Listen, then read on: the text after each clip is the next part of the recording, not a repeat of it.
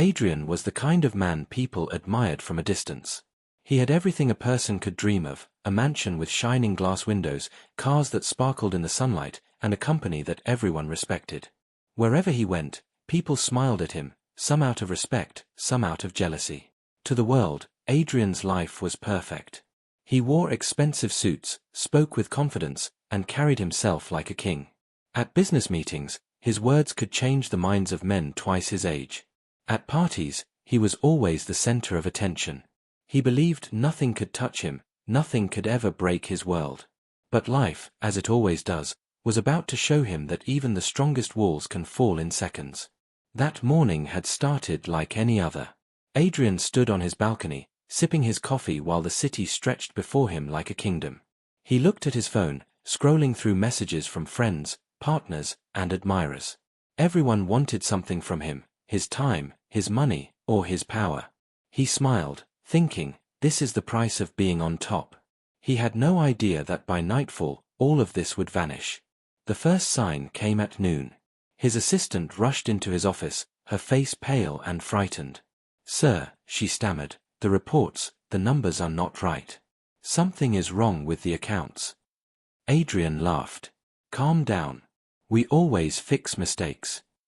But this was no small mistake. By afternoon, more news poured in. A deal he had counted on collapsed. His investors pulled out. Stocks began to fall like stones in water. In the business world, seconds matter, and within hours, his empire began to shake. Adrian's confident smile faded. He dialed his partners, his so-called friends.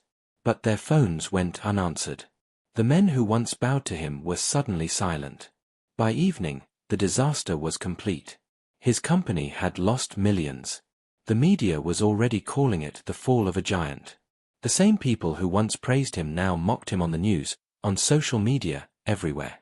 Adrian stared at the television screen in disbelief. The words hit him like knives: fraud, collapse, failure.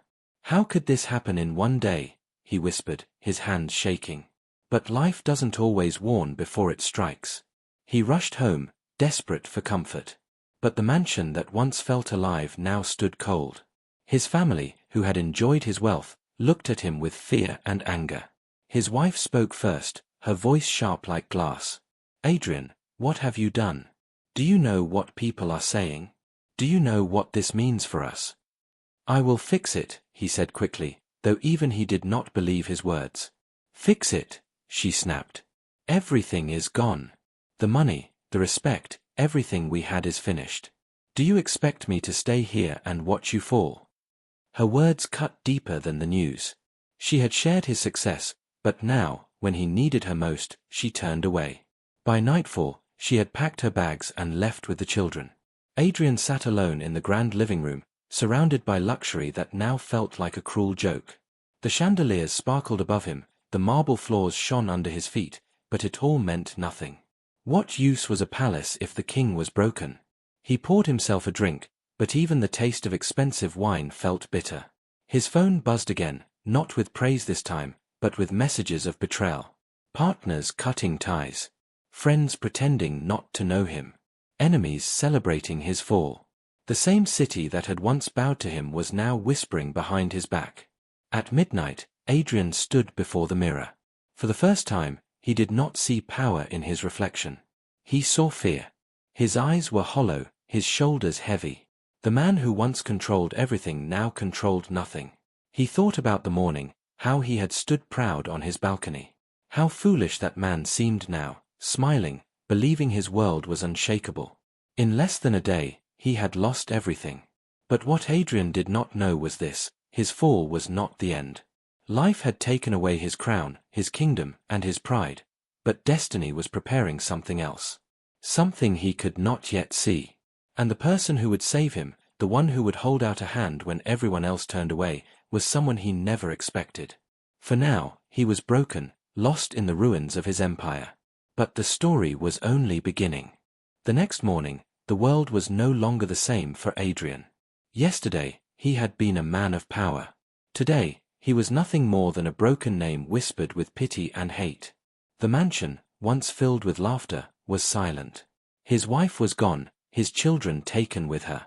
The rooms felt empty, the walls echoing with the ghosts of a life that had vanished overnight. Adrian sat at the dining table, staring at the untouched breakfast. His hands trembled as he picked up the newspaper. The front page screamed his name in bold letters, "From riches to ruin, Adrian's fall." His throat tightened. The world loved success but hated failure. Yesterday, he was admired. Today, he was a joke. He tried calling his old friends again. Men who had once dined with him, laughed with him, sworn loyalty to him. "Hello, this is Adrian." The line would cut. Or worse, the person would say coldly, "Wrong number." Every rejection was like a knife twisting deeper into his chest. By evening, the mansion no longer belonged to him. The bank claimed it, lawyers sent papers, and his belongings were thrown into boxes. The guards who once bowed to him now watched without care as he carried his suitcase down the long driveway. Adrian stopped for one last look at the house. The windows reflected the setting sun, golden and cruel. He whispered to himself, "It was mine, all of it was mine. Now it's gone." His driver was gone. His cars were gone. He had no place to go. For the first time in many years, Adrian walked through the city streets alone. The same streets where people once looked up to him, now filled with strangers who pointed fingers. "Isn't that him?" someone whispered. "Yes, the one who lost everything. What a shame. He deserved it. Rich men like him always fall." Their words burned his ears, but he kept walking, his head lowered.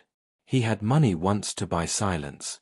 Now he had nothing, not even respect. Night fell, and with it came hunger. Adrian had never known hunger before. His life had been full of servants, chefs, and fine dinners. Now he searched his pockets and found only a few coins. Enough for a single loaf of bread. He sat on a park bench, eating slowly, each bite heavy with shame. Around him, the world went on, cars rushed by, people laughed, lovers held hands. But for him, time had stopped. Tears filled his eyes as he whispered, "Is this what I have become? A beggar in the same city I once ruled." Days turned into weeks. Adrian wandered the streets, sleeping in cheap motels when he had coins, and on cold benches when he didn't. His clothes grew worn, his face unshaven. The man who once walked in shining shoes now walked in dust. He searched for work, but doors closed on him. No one wanted the man whose name was stained in the news. Employers shook their heads. "Sorry, we don't need trouble." Every no pushed him deeper into the darkness. One rainy night, Adrian stood under a bridge, his clothes soaked, his body shivering. He thought about the man he once was. The world had bowed to him, yet now not even the rain showed mercy.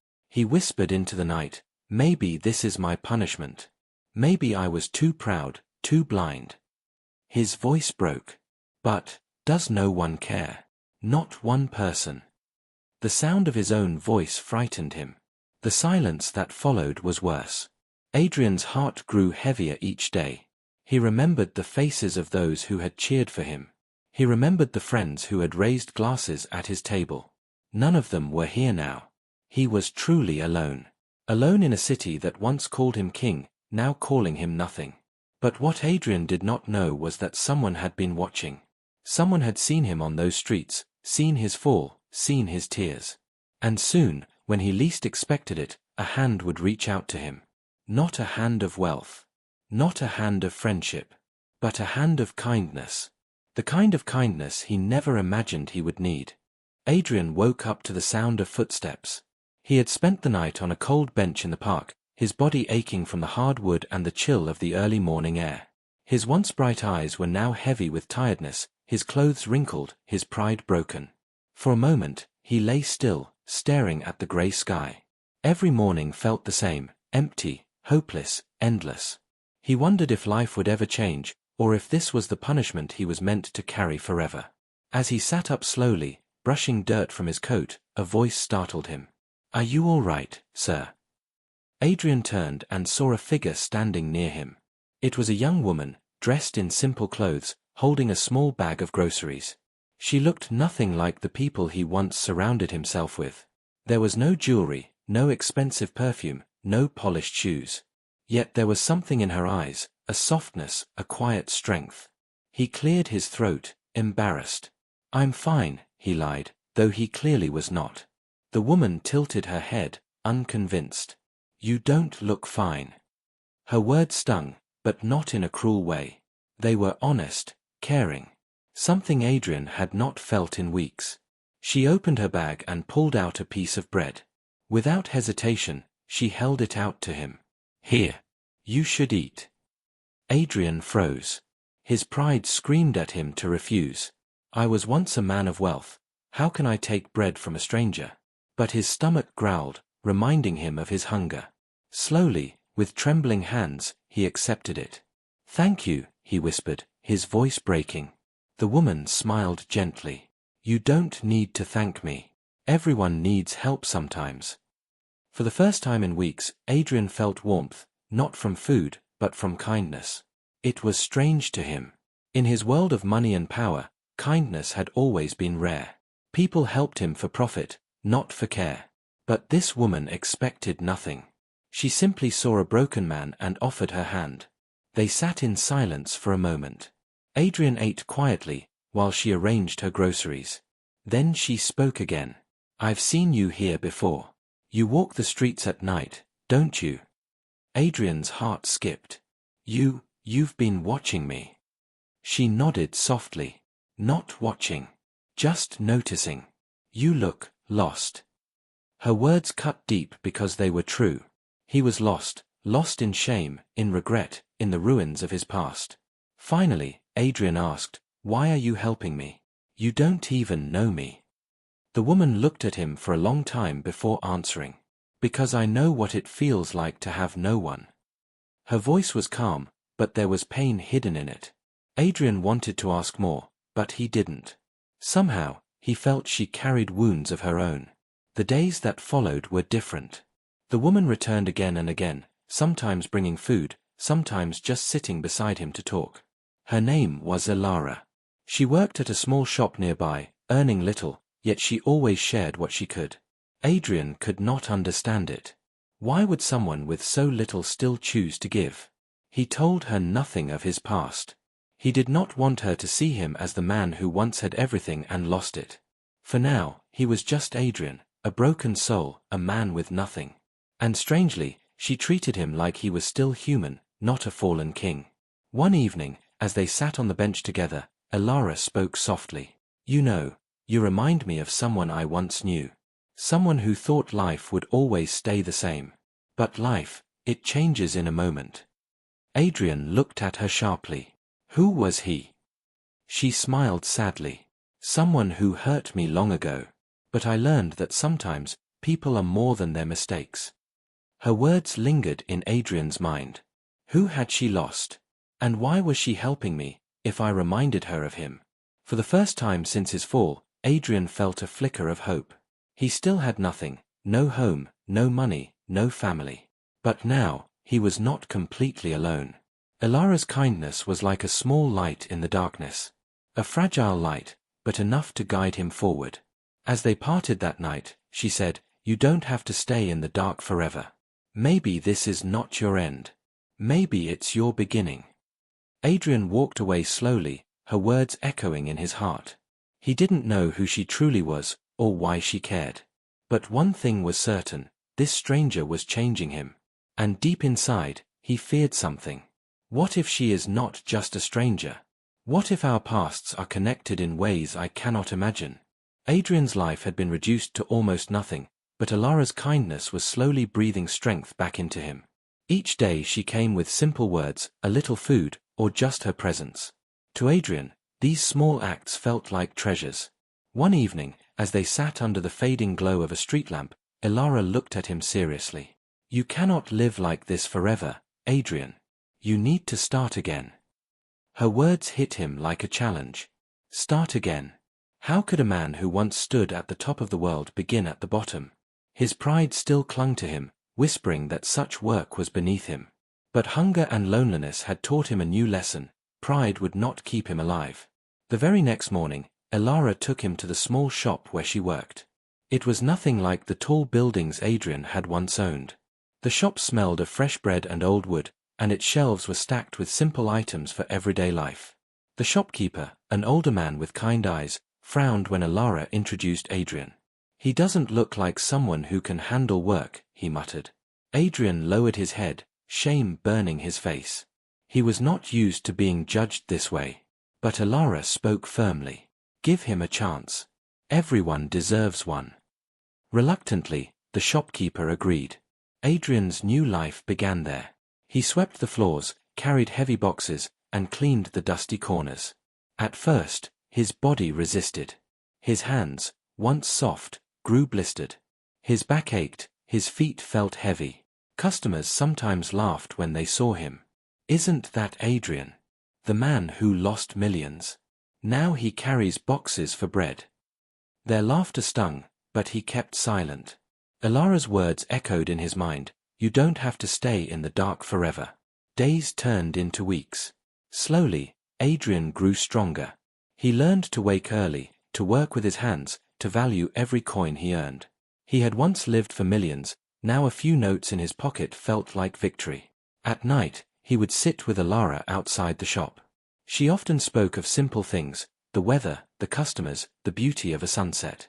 Adrian listened, surprised at how much peace those little talks brought him. One evening, as they watched the sky turn orange, Adrian whispered, "I never noticed the world like this before. I was too busy chasing bigger things." Alara smiled softly. "Sometimes, you have to lose everything to see what really matters." Her words stayed in his heart. Still, the road was not easy. There were days when exhaustion made him want to give up. There were nights when memories of his mansion, his family, and his old life tortured him. Sometimes he woke with anger, sometimes with tears. But Alara never let him sink too deep. She pushed him when he grew weak, reminded him when he lost faith. She was his anchor, his strength. Yet behind her kindness, Adrian began to notice something strange. Sometimes, when she thought he wasn't looking, her eyes filled with sadness. Sometimes her smile hid a secret pain. He wanted to ask her, but she always changed the subject. One rainy afternoon, after a long day of work, Adrian finally gathered courage. "Alara," he said gently, "why do you care so much for me? You could have ignored me, like everyone else. Why did you choose to help me?" She froze, her hands tightening around the broom she was holding. For a moment, her eyes glistened, as if tears threatened to fall. "Because," she whispered, "once in my life, I needed help, and no one came. I know what it feels like to be invisible." Her voice cracked, and she quickly turned away. Adrian felt his chest tighten. There was something more, something she was not telling him. That night, Adrian lay awake in the small room above the shop. Rain tapped on the roof, but his mind was louder. Who is she really? Why does her pain feel so familiar?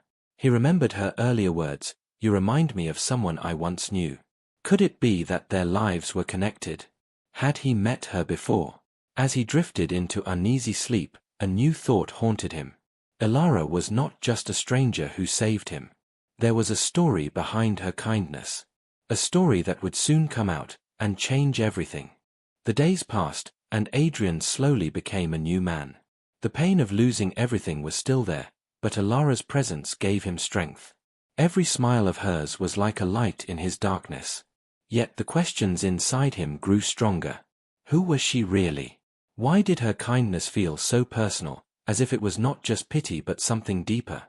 Adrian had been powerful once. He knew people, he read their eyes, their voices, their hidden stories. And in Alara's eyes, he often saw something unspoken. A secret she carried close to her heart. One evening, the shop was empty. Rain fell outside, tapping softly against the glass. Adrian and Alara sat across from each other at the small wooden table. "Alara," Adrian began, his voice gentle but firm, "I need to know the truth. Why do you care so much for me? Why are you always here when everyone else turned away?" Alara's hands tightened around the cup of tea she was holding. For a long moment, she said nothing. The silence was heavy, filled with unspoken words. Finally, she raised her eyes, and in them Adrian saw tears. "You really don't remember me, do you?" she whispered. Adrian's heart skipped. "Remember you? What do you mean?" Elara stood slowly, walking to the window. Her voice was soft, trembling. Years ago, I was not this woman you see today. I was younger, weaker, desperate. I came to your company looking for a chance. I begged for work, just a simple job to survive. Adrian's chest tightened. He tried to remember, but the faces of the past blurred together. He had seen hundreds, thousands of people. Elara continued, her voice breaking. You were rich, powerful. I was nothing. And when I stood before you, you didn't see me. You looked past me, as if I didn't exist. Do you know what that felt like? To be invisible in the eyes of the man who could have saved you. Adrian's throat went dry. A faint memory returned, a young woman standing in his office, nervous, hopeful, and his own careless dismissal. We don't need you. Try somewhere else. The realization hit him like a storm. He whispered, it was you. That day, it was you. Elara turned, tears slipping down her cheeks. Yes. It was me. I left that building with nothing but shame. And for years, I thought of you. Not with hate, but with pain. I told myself I would never be like the man who ignored me. Adrian's head dropped into his hands. His heart pounded with guilt. All this time, he thought she was simply a kind stranger. But she was proof of the man he once was, proud, blind, uncaring. But why? Adrian's voice cracked. Why help me after what I did? I didn't see you then. I failed you. You had every reason to walk away and leave me to suffer, like I left you. Elara stepped closer, her voice soft but steady. Because revenge doesn't heal. Pain doesn't heal. Only kindness does. When I saw you broken on those streets, I remembered my own brokenness. And I thought, maybe this is my chance.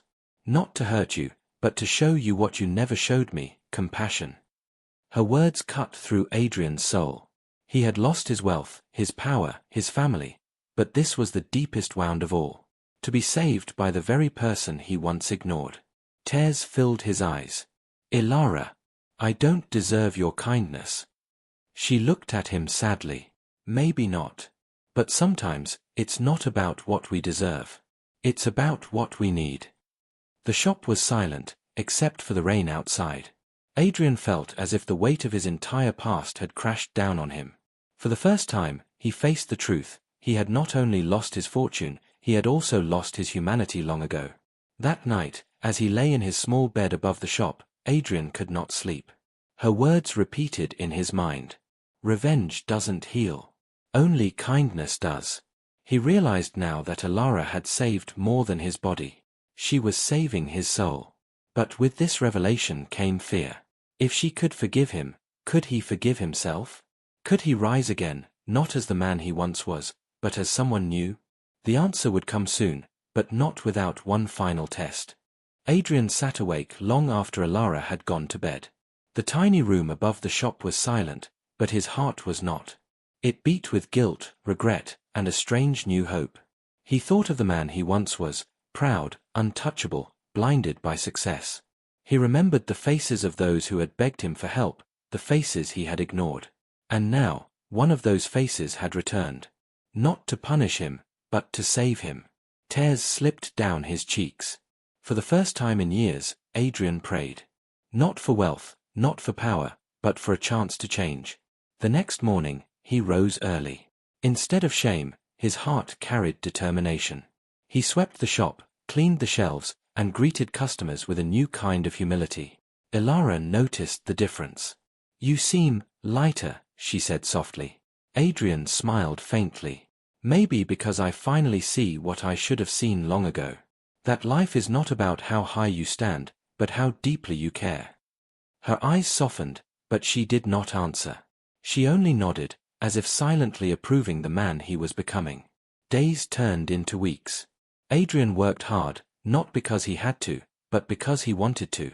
He began helping old customers carry bags, offering coins to children who had none, and treating every small task with respect. The man who once commanded empires now found peace in serving tea, arranging bread, and sharing laughter with strangers. For the first time, he felt alive. But his past still haunted him. Some customers recognized him and whispered cruel words. Look at him now. From CEO to shop boy.